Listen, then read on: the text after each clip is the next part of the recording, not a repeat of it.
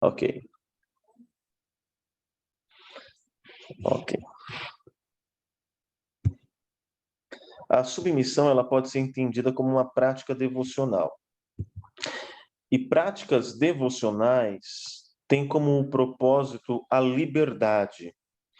Quando nós falamos de práticas devocionais, nós estamos pressupondo uma certa disciplina, que é a frequência com que nós temos estas práticas devocionais, tais como a leitura das Escrituras, o estudo dela, a oração, a comunhão, e nós devemos nos disciplinar quanto a isso, para que haja frequência e para que isso seja feito pela motivação correta e na intenção e com o propósito de sermos moldados à imagem de Cristo Jesus. Mas é bom entender que estas disciplinas não têm um fim em si mesmas. O objetivo é a liberdade, não a disciplina por si só. O objetivo das práticas devocionais não é fazê-lo ou fazê-la um cristão empenhado que tem do que se orgulhar. Eu sou um cristão que jejuo, eu sou um cristão que oro e leio a Bíblia todos os dias. Deus está feliz em ter na terra uma pessoa como eu. Essa não é a ideia. A libertação é o fim. As disciplinas são meros instrumentos. Então, as disciplinas, as práticas devocionais, são instrumentos que visam a liberdade. Liberdade do quê? Nós podemos falar de várias coisas, mas vamos nos ater à liberdade que a submissão como prática devocional, como uma disciplina nos dá. No momento em que fizermos da disciplina o alvo principal, nós a transformaremos em lei e perderemos a liberdade correspondente, a liberdade que lhe corresponde. Né? Então, pense aí em disciplinas, tais como disciplinas interiores, exteriores e comunitárias. As disciplinas interiores são aquelas que são desenvolvidas a partir da nossa particularidade. Meditação, oração, jejum, estudo das escrituras. As disciplinas exteriores, tais como simplicidade, solitude, submissão, serviço, têm a ver com o nosso convívio com outras pessoas e tem a ver com aqueles atos que são vistos pelas demais pessoas. E eles são vistos porque faz parte da natureza das disciplinas exteriores, né? E a ideia é que os homens, de fato, vejam e glorifiquem o nosso Pai que está nos céus. E as disciplinas comunitárias são aquelas que são desenvolvidas na comunidade, na comunhão como igreja, tal como a confissão dos nossos pecados. Tiago diz isso: confessai vossos pecados uns aos outros. A adoração pode ser entendida como uma disciplina comunitária, orientação, aqui há aconselhamento, celebração da vida e etc. Mas falemos sobre a submissão como prática e como disciplina devocional. Antes, eu começo com aquilo que é a antítese da submissão, que é o ego. Gosto desta definição do Timothy Keller no livreto Ego Transformado. Isso é um livreto barato, curto, muito edificante, que se você tiver a oportunidade de comprar, não titubeie, compre. É de fato muito bom e te será muito útil. E a definição de ego, conforme o pastor Timothy Keller, o ego é o órgão superinflado e prestes a explodir, que possui 4 características. Ele é vazio, o ego busca algo que lhe dê senso de valor, de singularidade e de propósito, e nisso ele se apoia. Ele é dolorido, ele vive sempre chamando a atenção para si e nunca está feliz. Ele é atarefado, é incansável, sobretudo em 2 tarefas: a comparação e a vanglória. Então, o ego ele está sempre buscando referenciais para se comparar, a fim de saber se a sua performance está correspondente àquilo que eu espero de mim mesmo. Se a minha performance está correspondente àquilo que eu espero de mim mesmo. Então, eu quero nada menos do que a perfeição. Mas para que eu saiba se eu estou indo bem, eu tenho que ter referenciais para comparação. Então, por vezes, nós tornamos as pessoas ao nosso lado competidores e rivais. E ele é frágil, como qualquer coisa superinflada que corre perigo iminente de estourar. Um balão, quanto mais inflado, mais frágil o é. Um balão vazio, ele tem uma resistência maior, né? Então, o ego ele é superinflado, ele corre o perigo iminente de estourar. E estoura quando nós somos frustrados, decepcionados, quando as coisas não acontecem como nós gostaríamos, seja na vida particular, seja na vida do trabalho, né? Ou até mesmo da igreja. Eu vou, não sei se, peraí, só um momento aqui que eu vou mutar. Ok. Caminhemos. Esta é uma outra definição de um homem que não é cristão e escreveu o livro O Ego é Seu Inimigo, Ryan Holiday. O ego é uma crença doentia na própria importância, arrogância, ambição egocêntrica. O ego é aquela criança petulante dentro de cada um, que prefere fazer as próprias vontades acima de tudo ou de qualquer pessoa. A necessidade de ser melhor do que, mais do que, reconhecido por, muito além de qualquer utilidade plausível. Isso é o ego. É o senso de superioridade e de certeza que ultrapassa os limites da autoconfiança e do talento. É impressionante, né? Que até mesmo pessoas não cristãs têm uma noção, ainda que não bíblica, né? Mas aí uma identificação de uma verdade absoluta, porque ela tem endosso escriturístico. Essas pessoas têm tido uma noção natural do mal do ego. Você já notou que há quem passe semanas, meses e até mesmo anos em constante aflição porque algo não aconteceu como desejado? Pessoas ficam alvoroçadas e se enfurecem, chegam a perder a razão por esse motivo. Mas você já parou para pensar na liberdade que a submissão, que é a antítese do ego, nos dá? A submissão nos dá uma liberdade de tirar das costas o fardo terrível que o ego nos impõe de sempre precisar fazer as coisas do nosso jeito. Afinal, se elas não forem feitas do nosso modo, parece que deu errado, parece que não deu certo, que não era bem assim, então nos sentimos frustrados e decepcionados. É óbvio que nós temos boas desculpas e por vezes nós dizemos, não, eu queria que as coisas acontecessem do modo que eu planejei, porque é o certo a ser feito. Nós não vamos dizer porque eu sou egocêntrico, não, é o certo a ser feito. É o que se espera de pessoas de boa índole como eu. Né? Mas no fundo, isso é ego mascarado, vestido de piedade.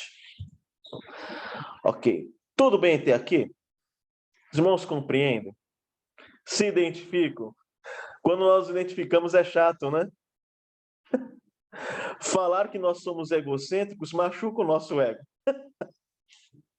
E nós não gostamos disso. O ego é aquilo que faz com que busquemos ser o centro das atenções.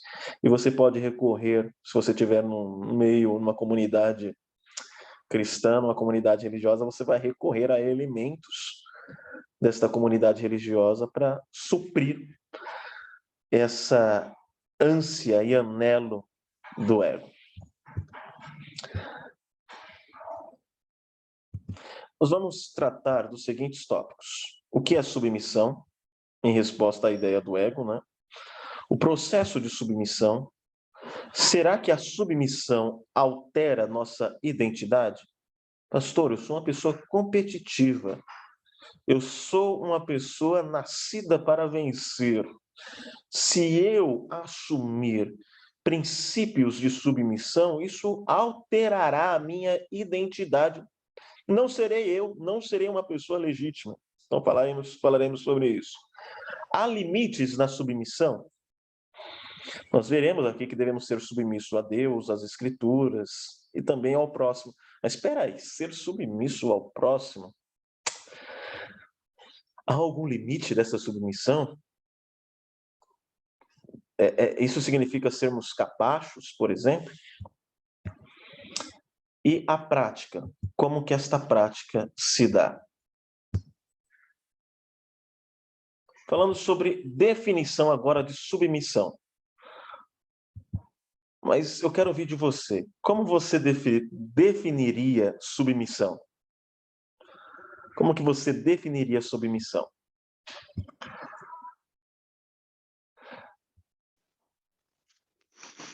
Posso falar, pastor? Pode, pode. Boa noite.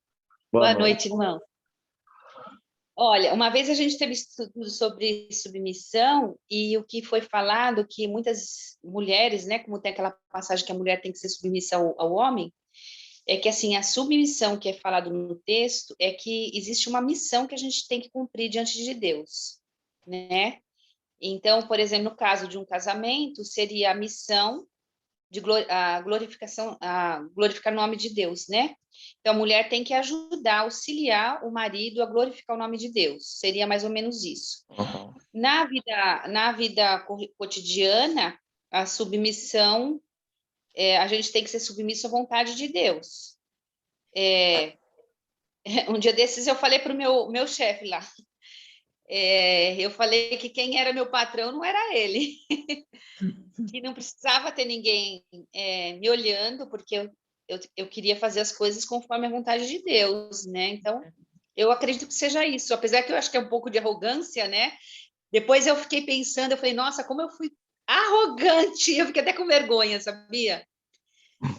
Mas é muito difícil a gente ser submissa a Deus, porque o ego, ele grita, né?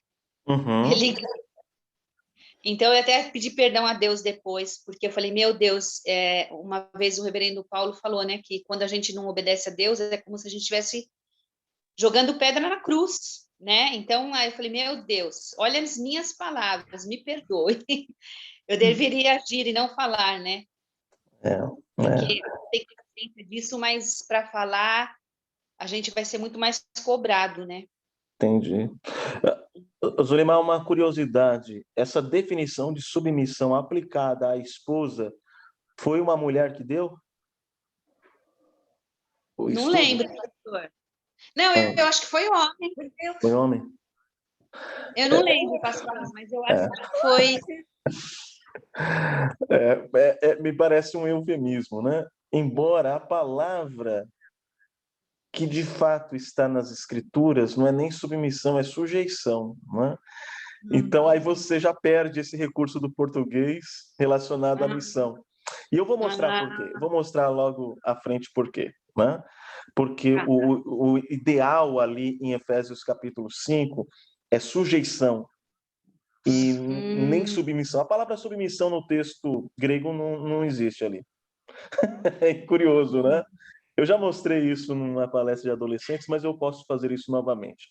Estou até abrindo aqui um programa de grego para mostrar para vocês. Né? Tá bom. Mas muito boa o que você compartilhou, Zulimar. Sobretudo o exemplo que você deu, né? Que por vezes a gente, evocando uma ideia de submissão, podemos nos portar de forma autoritária, né? É interessante o quanto o nosso ego se expressa de maneira sutil. Né? Mas muito bom. Alguém mais gostaria de definir, nos ajudar a definir a ideia de submissão?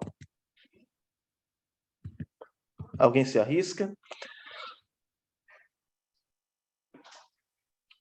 Fala, não, eu tenho medo de errar e ter o ego ferido. É brincadeira. Vamos lá. Eu quero ajudá-los quanto a essa definição, e eu gosto muito da definição que o Richard Foster dá. A submissão é o movimento contrário do impulso inquietante de reivindicar que as pessoas façam as coisas do meu modo. Olha que interessante isso. A submissão é o movimento contrário do impulso inquietante que provém do ego vazio, que não foi preenchido pela graça de Cristo. Não? A submissão é um movimento contrário do impulso inquietante de reivindicar que as pessoas façam as coisas do meu modo, como eu quero, no tempo determinado por mim, para satisfazer os meus interesses e ideais. É lógico que você não vai dizer assim, eu quero que você satisfaça os meus interesses, os meus ideais. O que você vai dizer é algo mais ou menos assim, esta minha reivindicação é justa, nobre e louvável. Por que você não quer fazer o certo? Mas Deus que conhece os nossos corações, e nós mesmos temos ideia do quanto corrupto somos, né? Às vezes sabemos que aquilo que nós estamos dizendo não... As palavras são bonitas, mas a motivação do coração não corresponde a esta beleza aparente das palavras, né?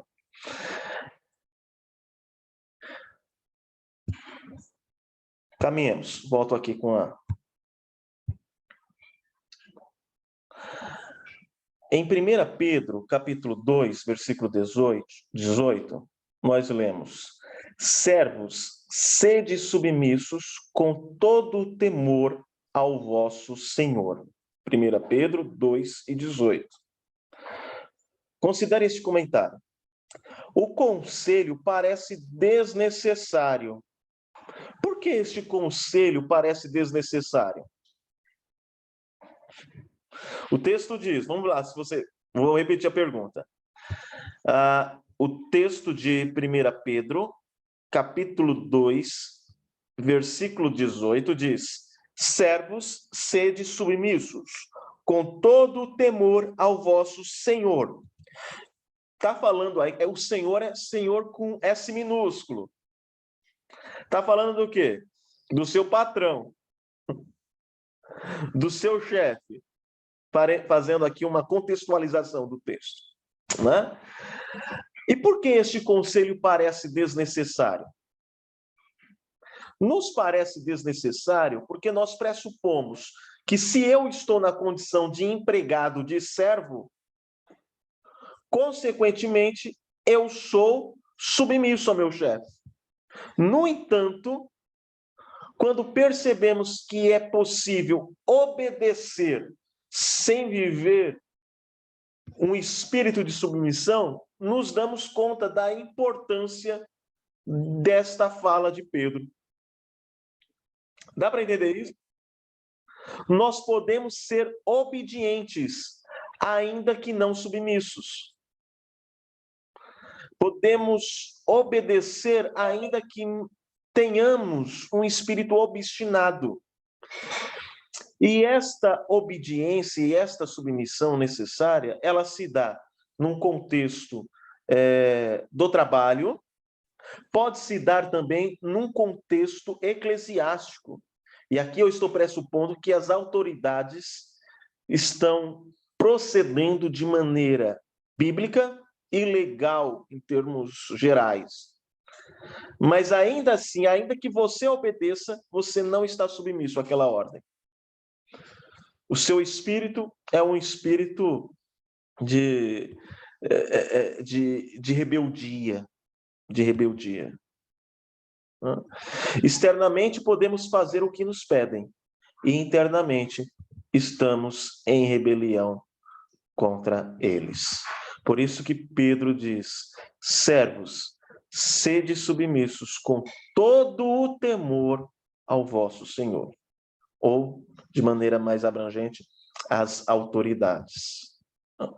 Então, veja aí a necessidade de nós vivermos a submissão não externa, mas de coração. De coração. É esse tipo de submissão que Deus requer de nós. Opa. Alguém? Ah, tá. Eu só estou com uma tela hoje, aí estou com dificuldade de... Agora, a prática.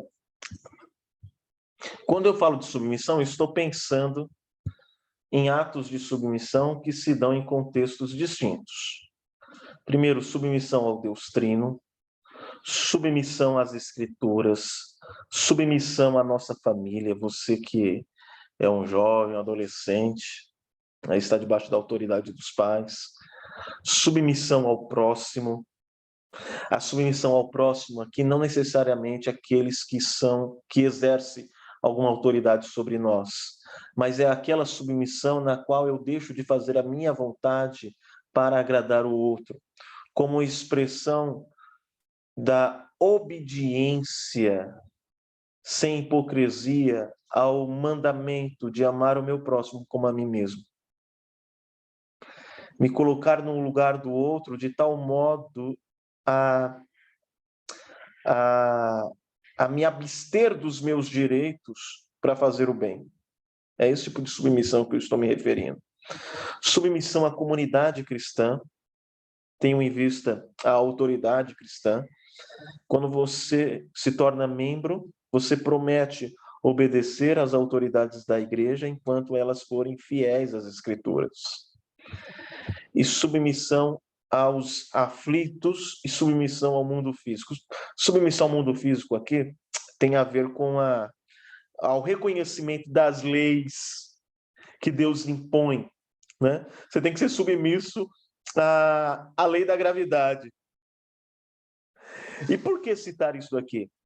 A ideia, meus irmãos, é que Deus, ele ordena todas as coisas, desde a órbita de um asteroide, desde a forma como o nosso sangue percorre pelo nosso corpo. Deus ordena, institui leis a respeito dos nossos relacionamentos. Deus institui estas leis, estas ordenanças na natureza, como eu já citei, né? E reconhecer estas leis do mundo físico é um ato de submissão a um Deus soberano que as determinou. E submissão aos aflitos é aquele reconhecimento submisso de que, por vezes, pessoas sofrem e exigem de nós atenção, e nós fugimos disso.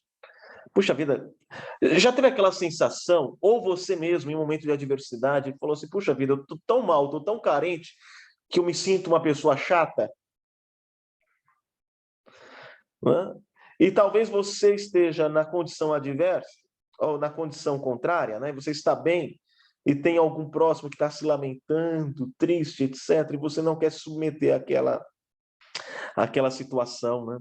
E aí você se justifica dizendo, quando eu vou na casa de fulano, o clima é tão pesado, não gosto de ir lá não, me sinto mal. É o desejo egocêntrico de não se submeter àquela realidade de sofrimento, porque isso te incomoda. Então, quando eu falo sobre submissão, estou pensando em todas essas áreas. É lógico que as áreas da submissão às Escrituras, ao Deus Trino e ao próximo serão mais enfatizadas no decorrer deste estudo. E todos esses aspectos de submissão, todos esses atos de submissão, eles pressupõem uma submissão não apenas externa, que se dá na obediência, mas de coração. Ok? Até aqui tudo bem, meus irmãos? Deixa eu vê-los aqui. Tudo bem? Oi, pastor. Sim, Deise. Lembrei de uma passagem, acho que até uma parábola, que Deus fala assim, né? Como se ele está pedindo para o filho para ir fazer alguma coisa e o filho fala, vou, mas não vai. E aí o outro, tipo, não queria e acabou depois se submetendo. Seria isso? Uhum. Você está tentando dar um exemplo aqui daquela submissão apenas externa, né? E uma submissão E, verdadeira, né? É um bom é, exemplo desse, é um bom exemplo. Embora o propósito final não é aquele, mas nos serve de exemplo, sim. Nos serve de exemplo, sim. Né? me veio à mente, assim, É, aquela é uma, passagem. é uma boa ilustração dessa realidade que estamos apontando aqui. Podemos considerá-la assim. Tipo, não querendo, às vezes, por você não concordar, né? E aí E você aí diz, você né? depois acaba fazendo, né? É assim, sim. Depois de entender, talvez você faz à vontade, né? Sim, Ou tem se a ver, tem a ver. submete. Né? Mas, sobretudo, o primeiro exemplo, que é aquele indivíduo que diz, não, eu vou, mas ele não está submisso àquela ideia, né? Àquela ordem. É apenas uma obediência pontual, externa ali, né? De boca, para evitar o confronto. Algo como, não vai por quê? Então eu digo que eu vou e não vou. Desse modo eu evito o confronto inicial, né? E faço, no final das contas, o que eu quero. É um bom exemplo, sim. Sobre o processo dessa submissão, o texto é longo, mas é importante nós lermos. Na submissão, valorizamos o próximo. Então, estou falando aqui de submissão como apreço pelo semelhante. Na submissão, valorizamos o próximo. Seus sonhos e planos passam a ser importantes para nós.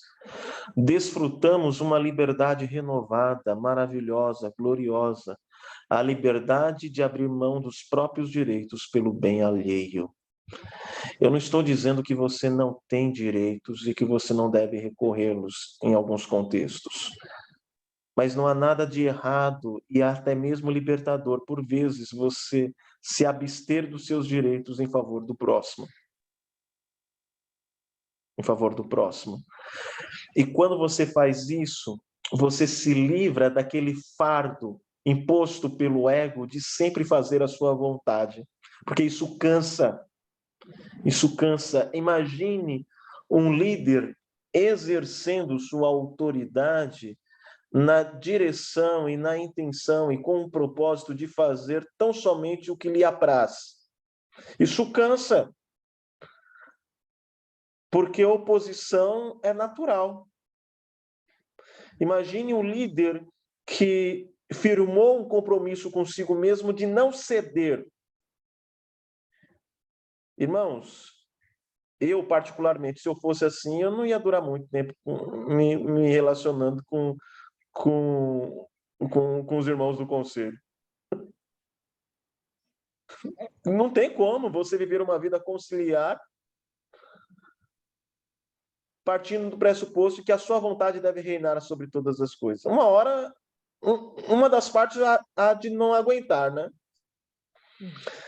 Então, a submissão, abrir mão dos nossos direitos em favor do outro, em favor dos sonhos do outro, é uma forma de nós libertarmos do fardo que o ego nos impõe de fazer sempre a nossa vontade. Pela primeira vez conseguimos amar as pessoas incondicionalmente. Porque o que é o egocentrismo? O egocentrismo é aquilo que se opõe aos mandamentos de Deus. Seja o mandamento resumido no que se refere à primeira parte dos 4 mandamentos, amar a Deus com todo o seu ser, com todo o seu entendimento, com todo o seu coração. Quando você vive uma vida egocêntrica, você é o Deus de si mesmo, logo você quebra os 4 mandamentos. E quando você é uma pessoa egocêntrica, você também falha em obedecer os outros 6 mandamentos relacionados ao próximo, que pode ser resumido em amar o próximo como a si mesmo. Então, veja, o roubo, o homicídio, a mentira, partem de um coração egocêntrico que se preocupa tão somente com seus interesses. Mas quando nos submetemos, e submissão no sentido de negar as nossas vontades em favor do outro, nós experimentamos na prática o que é amor. que vai além de um sentimento, mas um ato consciente de negação dos meus desejos. E aí, pela primeira vez, conseguimos amar as pessoas incondicionalmente. Abrimos mão do direito de exigir que elas retribuam o nosso amor, né? Por vezes, nós queremos colocar as pessoas em armadilhas. Demonstramos amor a fim de cativar e tornar as pessoas obrigadas a nos servir futuramente. E se elas não correspondem, isso nós as chamamos de ingratas. E, de fato, elas estejam sendo ingratas, né? Mas a questão é, você fez isso requerendo gratidão? Ou você fez isso de forma incondicional, como um ato de negação de si mesmo? Porque se você fez esperando gratidão, já não é mais amor ao outro, é amor a si mesmo, ainda que de forma indireta, né? Não temos, quando nós nos submetemos, quando nós negamos a nós mesmos, não temos mais a sensação de que precisamos ser tratados de determinada maneira, como se fôssemos o centro do universo, né? E começamos a exultar com o sucesso das pessoas. Experimentamos um pesar sincero quando elas fracassam. Não faz muita diferença se nosso plano se frustra, caso o plano delas dê certo. Descobrimos que é bem melhor servir ao próximo que fazer as coisas à nossa maneira. Estes são os frutos da submissão do coração em relação ao próximo. Kátia levantou a mão. Desculpa, eu lhe interrompi, eu devia ter esperado. Com relação à submissão, tem a ver com o assunto, é claro, né?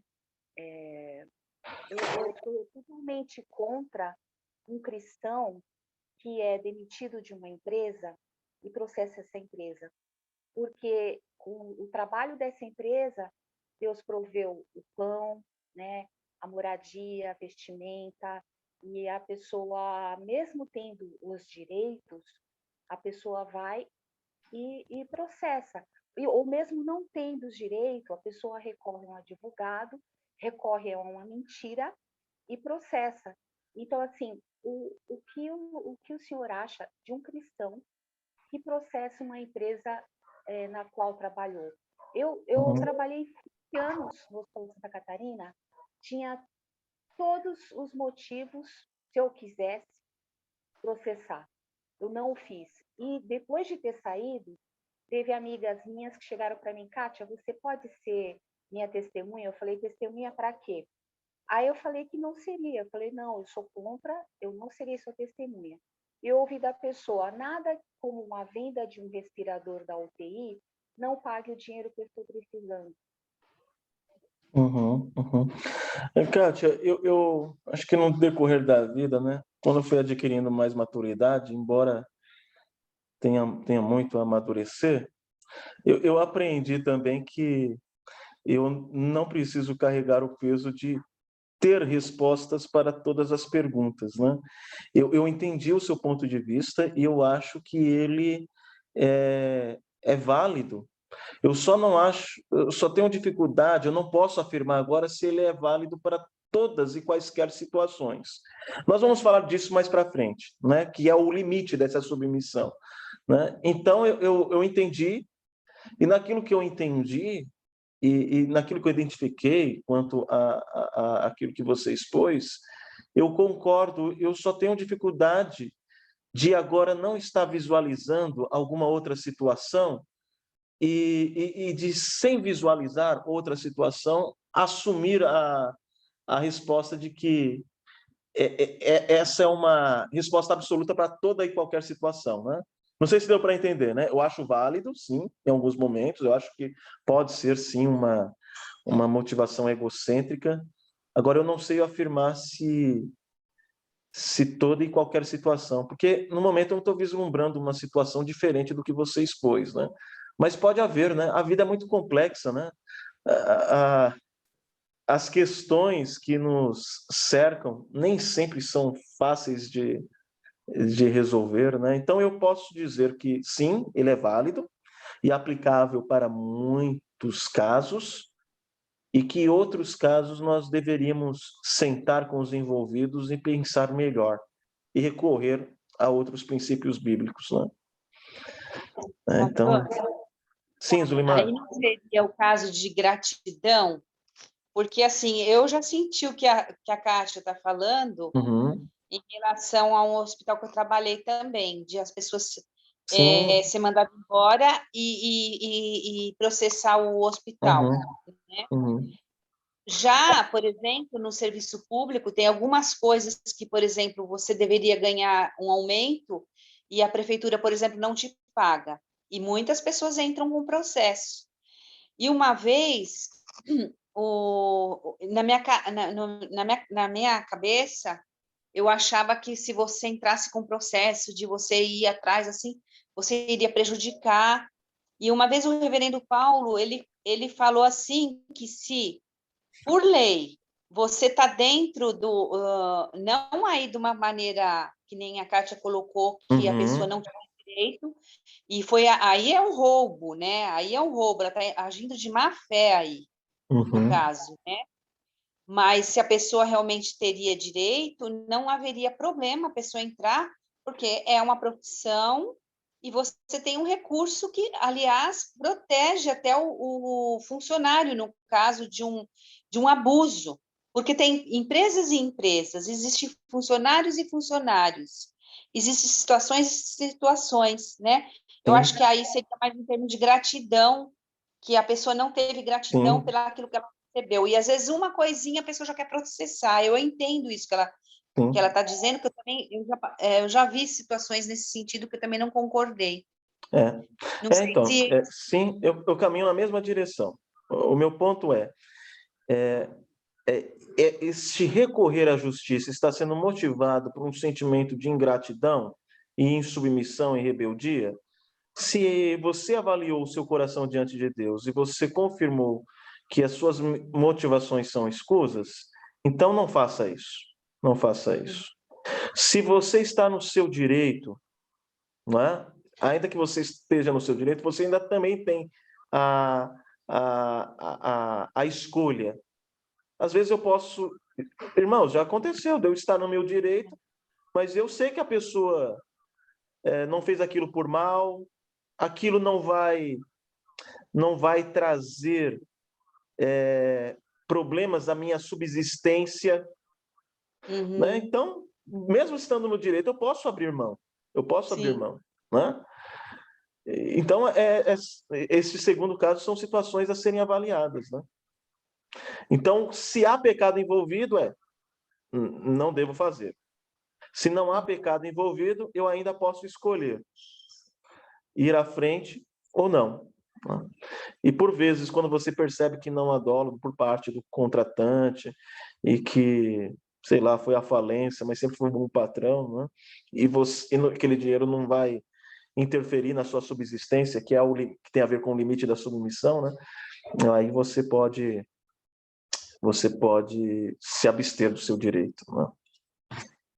Mas esse assunto ele vai ser talvez melhor tratado nos próximos slides, tá bom? Nós vamos relembrar do que foi dito aí. Ó, já está até mais próximo. Eu falando do apreço ao semelhante, o próximo slide fala sobre... Deixa eu compartilhar aqui novamente. Fala sobre abrindo mão dos próprios direitos. Você já experimentou a libertação decorrente de abrir mão dos próprios direitos? Alguém já teve essa experiência de abrir mão dos próprios direitos e desfrutou de uma libertação decorrente disso? É interessante, né? Que no mundo que nós vivemos conquiste o seu desejo de qualquer forma. Eu estava assistindo um desenho com a Isa essa semana. Como que o vilão fala, Isa? Você lembra? Como que é aquele desenho que a gente assistiu? Ai, cara. La vida... Vale tudo para alcançar sua vontade. É alguma coisa assim, vale tudo para alcançar os seus desejos, né? Como que é o nome do desenho? Viva a vida é uma festa. A Viva a Vida é uma Festa. É um desenho legalzinho, bonitinho, né? Tem umas heresias lá, meu espírito, né? Mas tirando isso, tem uma... É bonitinho. Deixa eu ver aqui, aumentar aqui. Vou ter que... Deixa eu ver a carinha aqui, deixa eu ver do Miguel e da Raquel, que talvez eles tenham assistido com as crianças. Viva... Assistiram? É o São Joia? Ah, ok. Legal lá, as crianças levantando a mão. E aí o vilão é que a gente não sabe que ele é vilão, né? Mas ele tem um lema lá, o ídolo do rapaz que é músico, né? Faça o que for preciso para você ter o seu sonho. Mas isso, mais à frente, nós descobrimos que esse faça o que for preciso era até mesmo matar. Irmãos, e esse pensamento entra até em ministério de alguns pastores. Faça o que for preciso. Não que eu saiba de algum pastor matando, né? Pelo amor de Deus, gente. Mas aquela coisa assim de estupidez, de arrogância, humilhação, para fazer o que for preciso para o ministério prosperar, né? São absurdos. São absurdos. Já esta submissão bíblica nos diz que a libertação em não fazer o que se quer para obter o que se deseja significa estar livre da raiva impetuosa e da amargura que sentimos quando alguém não age como achamos que deveria agir. Se abster dos nossos direitos significa que finalmente somos capazes de romper a cruel lei da reciprocidade que diz uma mão lava a outra. Mexa comigo que acabo com você. Significa ficar livre para obedecer à ordem de Jesus. Amém. Está errado aqui, né? Eu falei amém. Mas amem seus inimigos. Amem seus inimigos e orem por aqueles que o perseguem. Ok. Significa que pela primeira vez entenderemos como é possível renunciar ao direito de retaliar. Se alguém o ferir na face direita, ofereça-lhe também a outra. Esse é um exemplo de submissão, de negação do eu em favor do outro. Ainda sobre o processo. Esse processo de submissão, obviamente, como já dito, pressupõe a autonegação. Jesus disse, se alguém quer vir após mim, se alguém quer seguir os meus passos, se alguém quer ser o meu discípulo, a si mesmo se negue, tome a sua cruz e siga-me. A ideia de tome o seu instrumento de execução do ego e siga-me. Quem quiser, pois, salvar a sua vida, perdê-la-á. E quem perder a vida por causa de mim e do evangelho, salvá-la-á. Que bonito isso, não? E tão longe, por vezes, da nossa prática. Não? A autonegação é simplesmente um meio de chegarmos à compreensão de que não precisamos trilhar um caminho próprio. Nossa felicidade não depende de conseguirmos o que queremos. Até aqui tudo bem, meus irmãos? Confrontador, não? Confrontador. Principalmente para quem gosta de brigar, né? Tem gente que ama um confronto.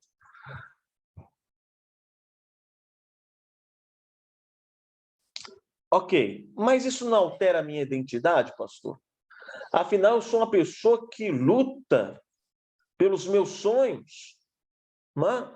Eu assisti no filme lá que eu posso ser o que eu quiser. Eu sou uma pessoa não gananciosa, mas ambiciosa. Né?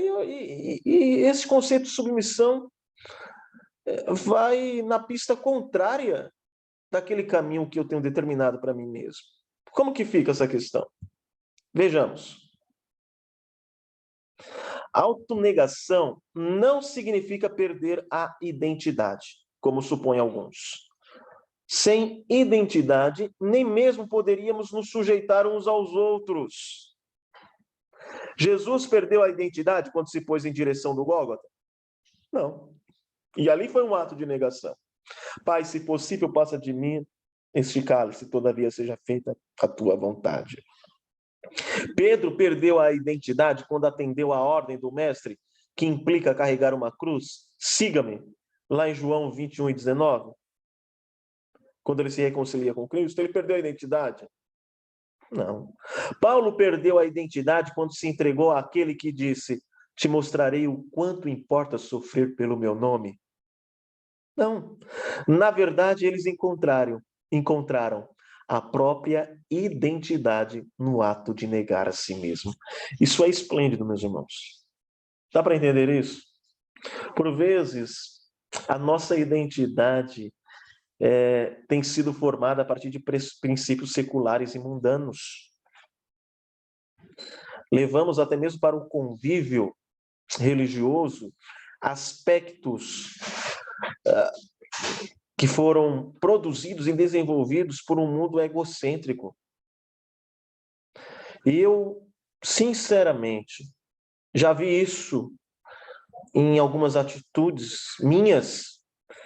Graças a Deus pela graça, isso tem diminuído, mas me entristece profundamente quando nós estamos tratando de algum assunto de interesse da igreja e alguém se impõe de uma maneira rude, belicosa, beligerante, agressiva, sob o pressuposto de estar fazendo o que é certo. E aí eu me lembro do texto que, inclusive, se Deus permitir, eu hei de pregar no domingo, que é Isaías 42. Em Isaías 42, eu vejo um padrão, um modelo de beleza que se manifesta nos relacionamentos e que deveria pautar a liderança dos líderes eclesiásticos. Isaías 42, nós lemos, versículo 1, eis aqui o meu servo a quem sustenho, o meu escolhido em quem a minha alma se agrada. Pus sobre ele o meu espírito e ele promulgará o direito para os gentios.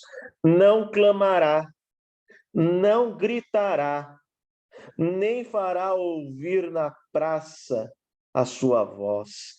Não esmagará a cana quebrada, nem apagará o pavio que fumega. E em algumas discussões, as discussões elas têm que acontecer sim, mas elas devem ser pautadas por este exemplo de Cristo Jesus, que não foi rude, não gritou. Isso não significa ser mole, né? No sentido de ser uma pessoa indolente, algo do tipo. Não. Mas é fazer a justiça, porque diz que ele promulgará o direito com fidelidade, mas não o faz de maneira rude e agressiva, que por vezes características contrárias a este exemplo, o exemplo de Cristo, são manifestas em líderes eclesiásticos. E quando eu falo líderes eclesiásticos, irmãos, eu estou pensando em tudo aqui, todo mundo aí que tem um papel de liderança, seja em diretoria, departamento, e vai piorando, né? Quando é um oficial, pior quando é um diácono, pior quando é um presbítero, pior ainda quando é um pastor. Então, a ideia de submissão, ela vai contrário a esse exemplo, não? Sim? Alguém falar? Raquel?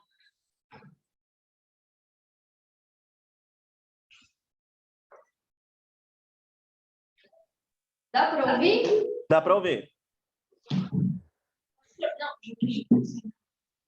Pastor, hoje pela manhã eu estava ouvindo o Jornal da Cultura, né, pelo rádio, e aí o locutor estava falando de questões políticas, disso, daquilo, e aí ele foi e falou, essa questão da raiva, né, que as pessoas não abrem mão das concepções, do que elas acham que é certo, aí eu fiquei envergonhada de uma pessoa não crente falar aquilo. Ele falou, olha, muitas vezes a gente tem que fazer um exercício diário de repensar se realmente o que a gente acredita que é o certo sabe, quanto a posições políticas, da gente fincar o pé num apoio, numa ideologia e lutar com raiva, sabe, para ganhar um ponto de vista. Ele falou, muitas vezes eu faço esse exercício diário que não é fácil, para eu rever os meus pontos e as minhas convicções políticas, e isso é um exercício difícil de fazer e a gente deve evitar essa raiva e tal. E aí eu pensei no contexto evangélico, como isso está à flor da pele, né? E me senti envergonhada, porque eu já tive discussões familiares por conta dessas bobeiras políticas, sabe, que estão dominando o contexto evangélico, e veio uma pessoa não crente falando para pisar no freio. Eu falei, nossa, que vergonha! E acho que é um pouco disso, né? Da gente, calma, eu preciso ganhar essa discussão, eu preciso ganhar esse ponto de vista. E muitas vezes a ideia é mais humilhar a pessoa do que mostrar o que é certo, né? Sim, sim. E eu não preciso ser agressivo para falar a verdade, para exortar e aconselhar pessoas. Alguém uma vez me disse, eu tomei aquilo como um elogio, falou assim, você enrola muito para falar com os membros da sua igreja. Por que você não diz isso que é e pronto? Porque tem modo de falar, a Bíblia diz que eu tenho que falar a verdade em amor. Eu vou torcer o pavio que fumega se Cristo não o fez? Então, o ponto é, você ser submisso não altera a sua identidade, antes a define. Ser submisso, ser uma pessoa que se nega em favor do outro e que é pacífica no trato, define a sua identidade como seguidor de Cristo. Define a sua identidade como cristão. E cristão, né, quando em Atos nós lemos que pela primeira vez os discípulos foram chamados de cristãos, ali pequenos cristos, cópias de Cristo. Né? Então, um exemplo muito bom, irmãos. E este exemplo ficou claro para mim com a conversa que eu tive com o presbítero Marcelo. Nós estávamos conversando, falando sobre a palavra do Senhor, semana passada. E aí ele deu um exemplo muito bom, né? Ele falou assim, quem era Pedro? Pedro nos evangelhos. Você olha para Pedro, era uma pessoa impulsiva, e com características de rebeldia. E veja, quando ele corta a orelha de Malco era um soldado. De alguma forma era uma autoridade, ainda que seja um soldado do templo, né? Era uma autoridade ali. Ele não estava nem aí. Arrancou a orelha do homem fora e Jesus, calma, Pedro. Jesus não repreendeu o fato dele estar com uma espada, ou seja, o problema não era que ele era armamentista, mas era uma pessoa ali que estava reagindo de uma maneira rude, né, sem respeitar as autoridades. E você vê que nas suas epístolas, tanto a primeira quanto a segunda, Pedro constantemente fala sobre autoridade, sobre obediência à autoridade. O que aconteceu? Pedro está sendo moldado à imagem de seu mestre. Eu já conversei com algumas pessoas, né? Eu lembro que tinha uma pessoa lá na Vila Guarani que dizia assim, eu não mudo porque eu sou nordestino. Tenho sangue... Meu irmão, não é a sua cultura étnica, sua etnia que define a sua identidade. A nossa identidade é Cristo. E na caminhada de fé, nós devemos aprender a sermos mais parecidos com Ele. Então, a submissão, ela não neutraliza a nossa identidade, antes ela define a imagem de Cristo. Assim como Pedro, que à medida que foi caminhando com Cristo, tanto no sentido literal quanto espiritual, por conta já da ascensão de Cristo Jesus, mas à medida que ele foi crescendo na graça e no conhecimento, como ele mesmo diz, ele foi se tornando mais parecido com Cristo, e aí ele começa a ensinar coisas que outra hora ele não seguia, como obedecer às autoridades, se submeter, se sujeitar, ideia de submissão. Então, voltemos aqui.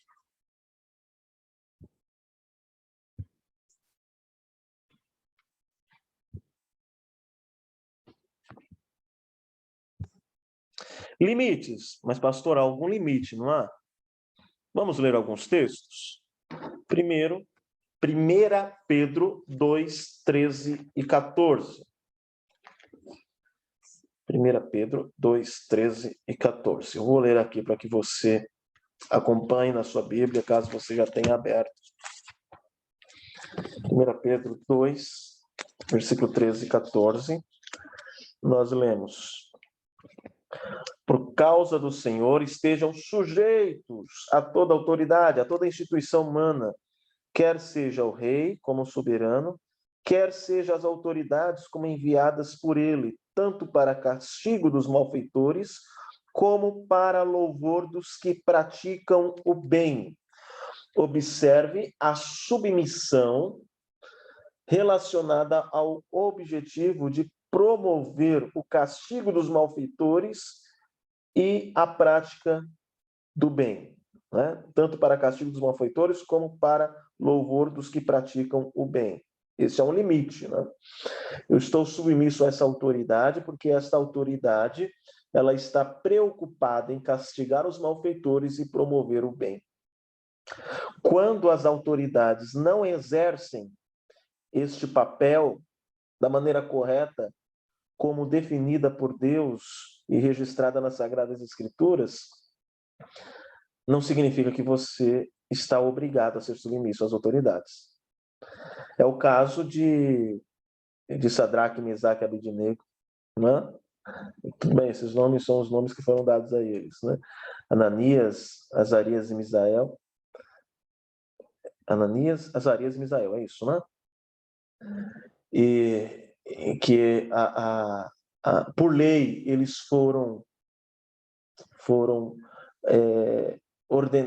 foi ordenados a eles que eles se ajoelhassem diante daquela estátua do rei e adorassem. Ele não fez. Eles não foram submissos a essa autoridade. Por que eles não foram submissos a essa ordem desta autoridade governamental?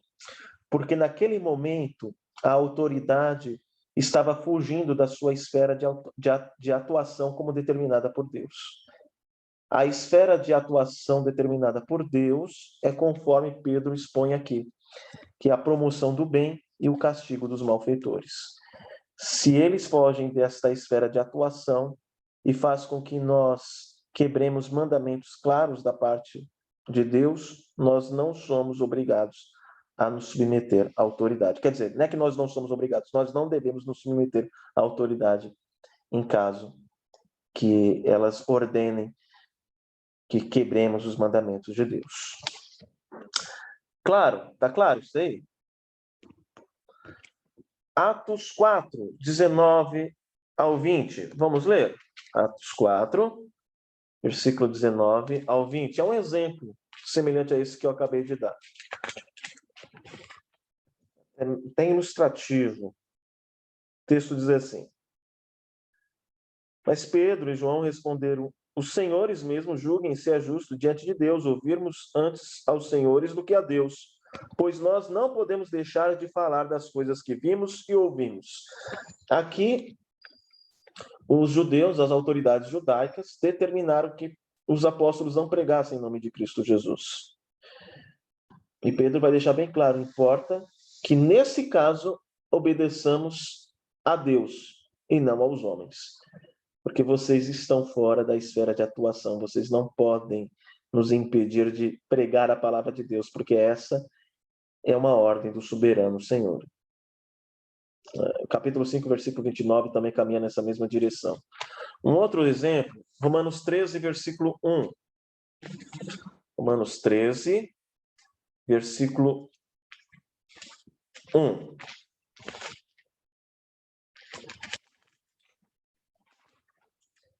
Que todos estejam sujeitos às autoridades superiores, porque não há autoridade que não proceda de Deus. E as autoridades que existem foram por ele instituídas. Entendemos e percebemos que o texto do apóstolo Paulo corre na mesma direção do apóstolo Pedro. Não poderia ser diferente. Atos 16, versículo 37. Vamos lá? Atos 16, versículo 37. Aqui nós vamos tirar outro princípio. Eu vou ler a partir do versículo 35. Aquele episódio de Paulo e Silas que foram parar na prisão. Quando amanheceu, os magistrados enviaram oficiais de justiça com a seguinte ordem para o carcereiro: ponha aqueles homens em liberdade. Então o carcereiro comunicou isso a Paulo, dizendo: os magistrados ordenaram que vocês fossem postos em liberdade. Portanto, vocês podem sair. Vão em paz.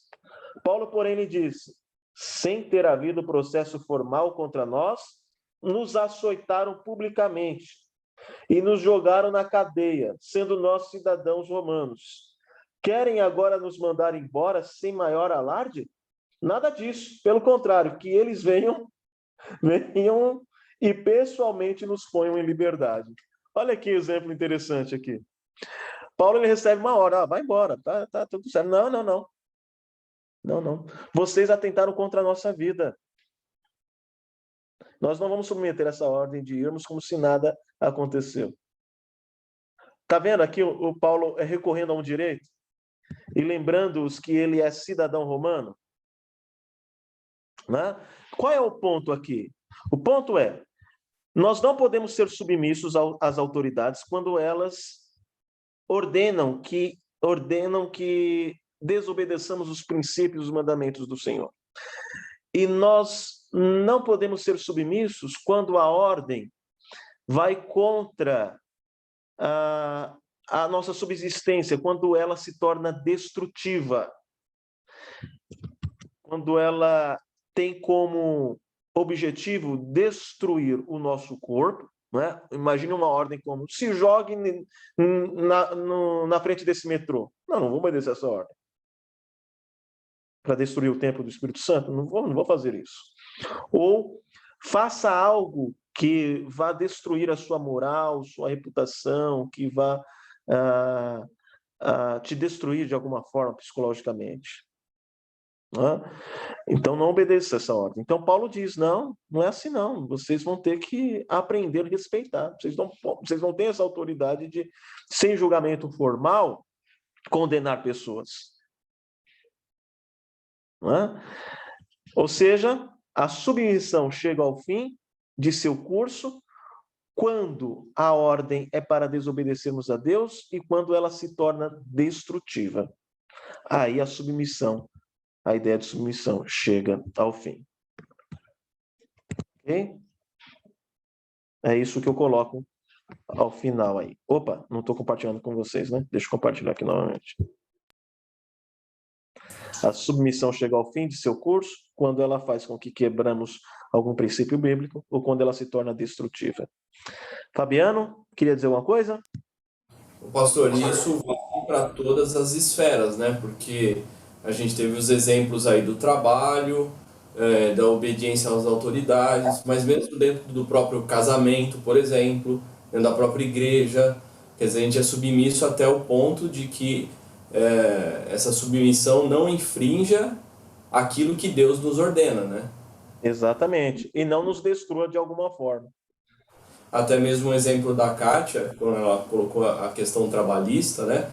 Quando você essa questão de Paulo, desse exemplo de Paulo, né? Quando você é mandado embora e você foi submetido a uma forma moralmente que destruiu você moralmente, e você sai, você entende que aquela empresa ela tem o hábito de fazer aquilo, você não simplesmente sai de lá e então tá tudo certo. Não. Você sai e você vai falar: não, essa pessoa ela tem que aprender que ela não pode tratar as pessoas dessa forma. Talvez essa forma não seja um pensamento egocêntrico, mas sim de estar ajudando as outras pessoas que estão lá dentro, né? Por ser uma atitude que infrinja as leis de Deus. Tá certo? Exato, exato, correto. Esse é o ponto. É o que eu havia dito lá, né? Quando nós chegássemos aqui, nós teríamos princípios mais claros, talvez nos ajudássemos a lidar com a questão que a Kátia nos levantou. E você o aplicou muito bem, Fabiano. A ideia é essa, né? Você tem uma empresa ou um chefe que sente o prazer de humilhar e destruir moralmente e psicologicamente pessoas, não é? E aí você não pode ser submisso a essa pessoa, né? Deus te chamou para você ser submisso em amor, né? Mas não te chamou para você ser um capacho, porque isso contraria a própria identidade, né? Lógico que há momentos que nós somos tolhidos do nosso direito e somos perseguidos de maneira ferrenha, né? Que é o caso daqueles cristãos que não tiveram auxílio legal nenhum e que foram foram mortos, se tornaram mártires, né, por amor a Cristo. Mas ali é um outro contexto, né, um contexto em que você não, o recurso do direito ele já não é mais válido, ele não é porque ele não é mais válido, ele já não é uma opção para você, né? E é uma situação totalmente extrema ali, não há que fazer, né? Mas em uma situação em que você pode recorrer e que houve uma intenção da autoridade ali de te destruir em algum aspecto, você pode se valer e deve, né, se valer do seu direito, sim. Bem aplicado, Fabiana. A ideia é essa mesmo. Diferentemente do caso que a Kátia mostrou, que é uma questão de, puxa, a empresa foi boa com você, te tratou bem, foi de onde você tirou a sua subsistência, né, tirou os seus recursos, e aí você foi ingrato. Aí é uma outra história. Muito bem. Isso mesmo, meus irmãos. Eu chego ao fim, agora, com a seguinte frase, ou com a seguinte conclusão. A submissão nos livra do fardo do egocentrismo. Ela envolve apreço pelo próximo e se baseia na autonegação. Isso é uma conclusão, ok? Não é informação nova, é tudo aquilo que nós vimos. A submissão nos livra do fardo do egocentrismo, ela envolve apreço pelo próximo e se baseia na autonegação. E ao invés de neutralizar a nossa identidade, ela nos define como discípulos de Cristo, que trilham o caminho da cruz.